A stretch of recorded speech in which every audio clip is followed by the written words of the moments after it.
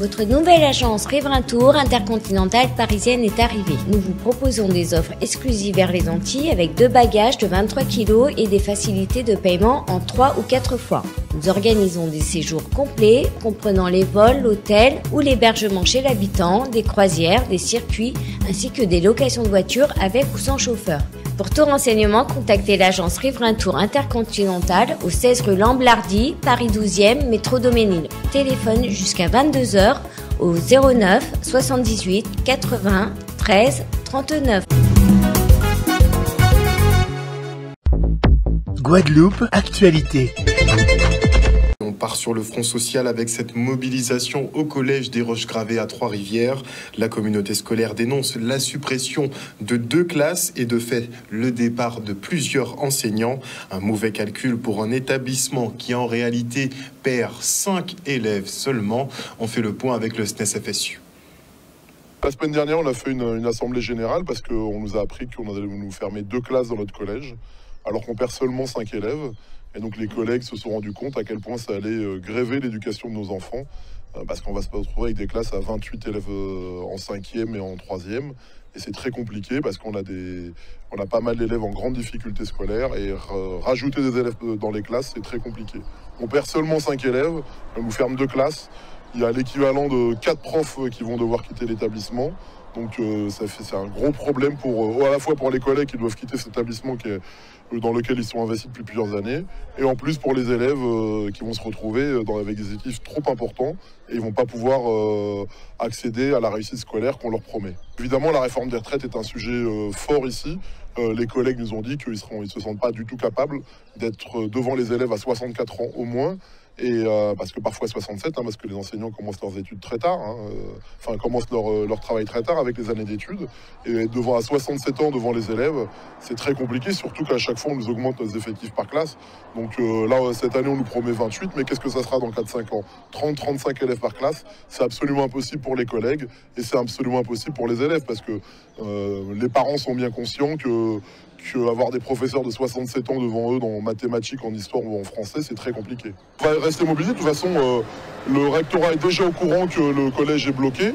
Nous, ce qu'on aimerait, ça serait qu'il nous prenne au sérieux et qu'on ait une audience avec lui, ou téléphonique, ou monter au rectorat, pour savoir ce qui va se passer pour nous.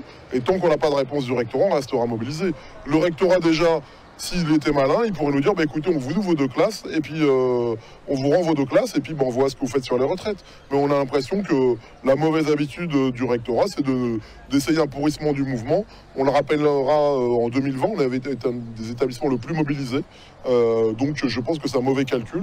Et si le rectorat et la rectrice se préoccupent véritablement de l'avenir des élèves guadeloupéens, il serait judicieux de rouvrir les classes. Et chaque année, plusieurs milliers de femmes en France perdent leur enfant pendant la grossesse ou peu après la naissance de bébé. Un deuil périnatal vécu par Faye Perjean qui, face à la douleur, s'est rendu compte du manque d'accompagnement ici en Guadeloupe. Elle crée donc l'association Nomme-en-nous il y a 1 an pour aider les familles touchées par ces drames. Ils célébraient leur anniversaire. Regardez. On est là aujourd'hui pour célébrer le premier anniversaire de Nomme-en-nous, donc une association qui accompagne les familles qui sont touchées par le deuil périnatal. Donc ça fait 1 an que nous sommes présentes sur la Guadeloupe, tout simplement parce qu'il n'y avait pas d'accompagnement, on n'a pas trouvé d'accompagnement, parce que je suis directement touchée par le deuil périnatal et quand j'ai cherché autour de moi, il n'y en avait pas sur la Guadeloupe. Donc j'ai eu l'initiative de la créer avec Meggy Brudet, qui m'a rejointe sur le projet. Et donc ça fait 1 an que nous œuvrons à accompagner les familles, surtout les mamans qui sont directement touchées, mais aussi les papas, les grands-mères, les tatis, enfin toutes les personnes qui sont touchées de près ou de loin par le deuil périnatal.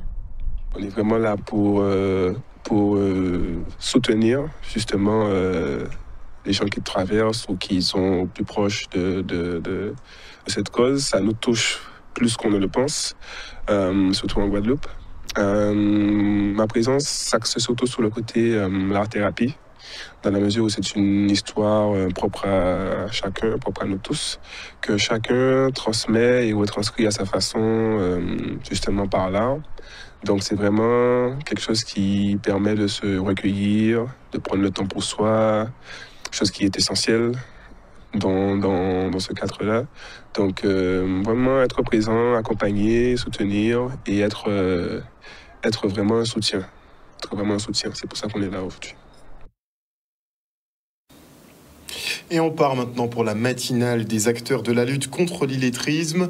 Un Guadeloupéen sur 4 ne sait ni lire ni écrire, de quoi sérieusement plomber l'insertion sociale sur l'archipel.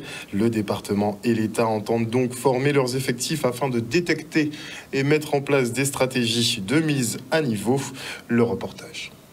Aujourd'hui, le focus, c'est sur l'activité, l'insertion par l'activité économique, qui est un sujet essentiel. C'est de voir comment aujourd'hui les structures qui agissent par l'activité économique en insertion peuvent agir valablement sur l'illettrisme. Vous savez, c'est un sujet qui est pour nous extrêmement important, puisque 20% de Guadeloupéens continuent à ne pas lire correctement. Et vous savez comment ça peut être important lorsque autant de personnes, c'est un Guadeloupéen sur 4 quand même, donc c'est colossal.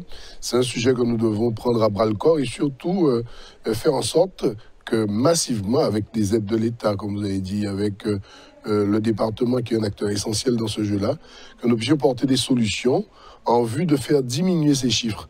Car il est essentiel que nous puissions, sur les 4-5 années à venir, voir une progression. On ne peut pas se contenter de simplement faire des actions. Il faut qu'il y ait des résultats et il faut que nous passions de 20% à 15, voire 10 dans les prochaines années. Donc, cette initiative est intéressante. Le département y participe, le département finance cela. Et puis, au travers aussi de notre PDI, nous continuons à soutenir activement d'abord les entreprises qui agissent dans le champ de l'insertion par l'activité économique, mais au-delà de ça, financer des actions comme celle-là aujourd'hui pour permettre de faire avancer le sujet et réunir tout le monde. Il y a un sujet qui est extrêmement important également sur cette question de l'illettrisme, c'est la mutualisation des moyens. Travailler ensemble, faire en sorte que tous les acteurs soient en capacité en même temps de pouvoir agir valablement. Donc le conseil départemental sera bien évidemment un partenaire incontournable sur cette question. Je rappelle que parmi les bénéficiaires, 74% sont des hommes. Ce sont des hommes qui sont issus de plus de 2 ans, notamment de chômage, généralement, et qui, malheureusement, ne sont même pas parfois bénéficiaires du revenu de solidarité. C'est donc dire que nous avons un vrai cheminement à porter, puisque très souvent, ils sont sur des besoins liés en matière de logement, en matière d'habillement, avant de pouvoir, en effet, penser à la suite sociale qui les attend, c'est-à-dire parvenir à trouver un emploi stable et pouvoir ensuite, bien sûr, répondre aux obligations de société. Eh bien, lutter contre l'illettrisme, c'est lutter contre la fracture sociale, c'est faire en sorte que tout le monde soit dans le même wagon, qui soit capable également de pouvoir suivre la même direction de la stratégie de développement économique d'un territoire, et c'est faire en sorte, en effet, que nous puissions avoir une harmonie, un équilibre, un destin commun au travers, je dirais, de ce beau territoire, parfois tumultueux, parfois turbulent. C'est une terre volcanique, la Guadeloupe, mais il faut que nous soyons ensemble à ne laisser aucune personne pour compte et que nous puissions nous arrêter au bord de chacun pour les faire monter dans ce train qui nous attend tous. C'est ça le sens de notre société. À noter que cela fait plus de 10 ans maintenant que l'on parle de baisser le taux d'illettrisme qui se maintient aux alentours des 25% quand même. Il retourne maintenant sur la visite en plein week-end de Gérard Larcher, le président du Sénat. Ce dernier s'est rendu notamment au nouveau CHU de Perrin aux Abîmes. Heureux de l'avancée de ce chantier à 580 millions d'euros, il n'a pas manqué de souligner que les élus se doivent de trouver un équilibre financier d'ici 2025. Une volonté de couper le cordon avec l'ancienne gestion sur le fil et de grosses dettes fournisseurs quasiment en permanence. Regardez. Et les Guadeloupéennes vont avoir pour leur santé un formidable outil. Un formidable outil, je n'en doute pas, au plan technique, pour répondre à la première préoccupation de nos compatriotes, qui est la santé. Nous parlions avec les maires ce midi, à l'invitation du président du conseil départemental, de la question de la présence médicale sur le territoire. Vous savez que partout en France, on parle de déserts médicaux, que nous avons 7 millions de nos compatriotes qui n'ont pas aujourd'hui de médecin traitant. Et puis, il y a des réponses. Et il y a une réponse qui est un engagement formidable de l'État quand même aujourd'hui, plus de 580 millions ici au service des Guadeloupéens et des Guadeloupéennes. Et puis une organisation qui va permettre, j'en suis certain, la montée dans la capacité de répondre à des problématiques de plus en plus larges de spécialité, avec une préoccupation que nous avons partagée avec le président du conseil de surveillance, qui est d'ici le début 2025, de trouver, les parlementaires de ce département y sont sensibles, notamment les sénateurs, eh bien, un équilibre financier pour cet établissement. On ne peut pas partir avec le modèle antérieur. Et chaque année, avoir un directeur général, avoir un président du conseil de surveillance qui court derrière les crédits. Il faut aujourd'hui, au travers de cet établissement, générer, au-delà du service de qualité qui sera apporté, un équilibre financier. C'est une préoccupation, c'est un message que je remporte comme président du Sénat. Le président du Sénat l'a dit, donc il a l'écoute des élus, du territoire, et j'ai eu l'occasion d'exposer cette nécessité que nous puissions bénéficier de cet équipement dans les meilleures conditions, c'est-à-dire cet assainissement financier. Et vous avez entendu donc ces propos. On sait quel est le poids donc, du président Larcher. Donc cela est dans la continuité de la rencontre que j'ai eue avec le ministre de la Santé il y a 2 jours pour que tout puisse se passer de la meilleure façon possible. Et en parlant de parlementaires, parlons vite fait de la réforme des retraites, puisque la commission des affaires sociales vient de valider la disparition de la plupart des régimes spéciaux, sauf effectivement ceux de l'Assemblée nationale, du Sénat, des avocats, de l'Opéra de Paris ou encore de la Comédie Française, qui eux conserveront leurs régimes spéciaux et tous les avantages induits, n'est-il pas ? Et depuis le mois de novembre dernier, la ville de Gosier étudie son littoral sous toutes les coutures. Élus et scientifiques arpentent les écosystèmes afin d'avoir une connaissance et une maîtrise de notre environnement. La phase B, c'est transmettre tout cela à la population afin qu'elle se sente concernée justement par sa préservation. Regardez. Vous savez, aujourd'hui, je suis un homme heureux. Pourquoi ? Parce que l'artisanat représente la place de noblesse qu'elle mérite dans le monde entier, et notamment en métropole, et plus singulièrement sur notre territoire, en Guadeloupe. Donc, je suis très satisfait que les gens puissent s'intéresser à l'artisanat, et je le redis, l'artisanat, c'est une valeur sûre. Nous sommes ici sur le littoral, donc, littoral de Grand-Baie, la Poudrière, voilà, donc au sud de Montauban, et précisément dans un étang bois sec, c'est-à-dire un écosystème de palétuviers, de mangroves, qui s'est complètement donc effondré, qui s'est dégradé avec une mortalité massive, telle que vous pouvez le voir derrière moi, et qui, sans doute, à la suite d'un dysfonctionnement ou une modification de la circulation des eaux, on a une salinité qui a augmenté considérablement et donc entraînant cette mortalité. Nous sommes là pour que la population se joigne à nous. Il faut que la population se joigne à nous, puisque là, commencé ce travail depuis novembre déjà, entre nous, entre élus et scientifiques. Et là, on est avec une partie de la population, les enfants, les plus jeunes, les plus âgés, il y a des étudiants. Donc, il faut que tout le monde puisse participer avec nous à protéger la nature. Pour préserver, il faut éviter déjà de couper les arbres et puis de faire des aménagements sur des zones comme ça qui sont déjà des zones inondables et qui sont résilientes certes, mais qui demandent à être préservées et qui jouent aussi un grand rôle aussi au niveau de tout ce qui est inondation. Hein, c'est ce qu'on appelle des bassins d'expansion. Ça permet, si vous voulez, en fait, à l'eau sale qui va arriver plus haut, de décanter sur les sites. Et après, dans un site, ça peut être relargué en mer, mais sous forme de nutriments qui vont être utilisés par les herbiers et par les coraux. Et en fait, ça limite aussi tout ce qui est érosion. Et soucieux de créer du lien social, les membres de la Légion d'honneur se penchent sur l'apprentissage en Guadeloupe. Et pour sa première venue officielle, le président Alain Coldefy était en visite à l'Université régionale des métiers de l'artisanat. Le reste en images. savez, aujourd'hui, je suis un homme heureux. Pourquoi? Parce que l'artisanat représente la place de noblesse qu'elle mérite dans le monde entier, et notamment en métropole, et plus singulièrement sur notre territoire, en Guadeloupe.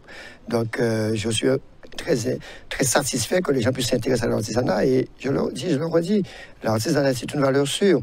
Et aujourd'hui que nous avons une belle équipe, une belle gouvernance à la Chambre, M. Franck Lasser et moi-même, et bien avec les autres membres de l'équipe qui nous accompagnent, nous essayons d'aller vers l'excellence et pousser les jeunes à se former, pousser les chefs d'entreprise à recruter. Et c'est en ce sens qu'aujourd'hui, nous avons 27% d'augmentation de nos apprenants. Et ça continuera. Il faut recadrer un peu la mission de la Légion d'honneur, qui est effectivement de s'occuper, de faire du lien social et de s'occuper en particulier de la jeunesse.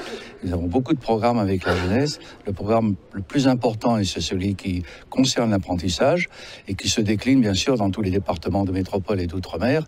Et chaque fois que je me déplace, et en particulier la Guadeloupe, où c'est la première fois que je viens dans ces fonctions, c'est pour moi très important de voir comment vous déclinez dans ce département insulaire, un peu loin de tout, mais qui a toutes ses ressources et ses richesses, comment vous déclinez l'apprentissage dans toutes ses dimensions. Voilà, c'est l'objet de ma visite, et je suis très content d'avoir rencontré tous ces jeunes, tous les professeurs qui les accompagnent. C'est encourageant, on ne va pas se mentir, c'est encourageant d'avoir du monde qui nous encourage, et puis si j'ai un projet demain, après, vu que j'ai des projets, je sais que déjà que j'ai du soutien, et que voilà. Mais c'est toujours bien de voir que l'Human n'a pas été oublié, et que voilà, on a du monde qui est derrière nous pour nos projets, pour nous soutenir, surtout pour soutenir nos scolarités, et pour qu'on soit diplômé à la fin de l'année, c'est aussi ça. On parle de ce qui va mal, mais on ne parle pas de notre belle jeunesse.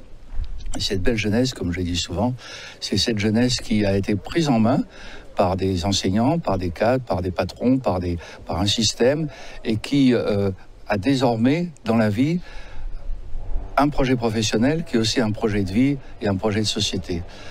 Rien de pire pour un jeune que d'être sur le bord de la route et puis pas savoir ce qu'il fait dans l'enseignement en échouant au collège, par exemple. Et là, partout où je vais, les jeunes ont envie de faire quelque chose, ils ont un projet, ils ne seront peut-être pas tout, mais l'ambition est importante. Et dans le même temps, j'appellerais la citoyenneté, qui fait que nos rapports dans la société française sont harmonieux. La citoyenneté, ça fait aussi partie disons, du cadre dans lequel ils sont, de l'éducation qu'ils reçoivent. Et avec ces deux piliers, je reviens sur ce que j'ai dit tout à l'heure, je dis souvent qu'on a une belle jeunesse. Une belle jeunesse guadeloupéenne qui malheureusement doit souvent s'exporter à l'étranger pour trouver un travail et un salaire correct. Et le Fondalca à Petit Canal lui accueille un nouvel ancêtre. Il s'agit d'Antoine Sopta, grand tambouiller et fervent défenseur du patrimoine guadeloupéen. Voilà 10 ans maintenant que le CIPN et la ville honorent cet acteur de la transmission. Regardez. Quand tous les années, et qu'on déjà 10 ans, nous mettons à l'honneur les grands tambouillers, les grands chanteurs, les grands danseurs qui portent un niveau à Goka pour la Guadeloupe. Et pour nous rester si Sopta, c'est un homme qui fait un lobitin, notamment au niveau de la transmission, au niveau des jeunes. Il travaille en lot avec les jeunes pour te montrer danser Goka, chanter Goka, battre un tambour. C'est l'un des premiers boucs qu'on voit jouer tambour à Sainte-Rose, puisque les parents étaient en association.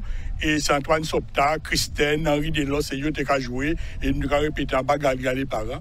Moi, j'ai 4 ans toujours, mais grand sœur, moi, j'ai dansé. Ça fait chaud au cœur, ça me ramène beaucoup à mon enfance, parce que mon papa a toujours été, ça n'est pas une mode, pour lui, ça n'a jamais été une mode.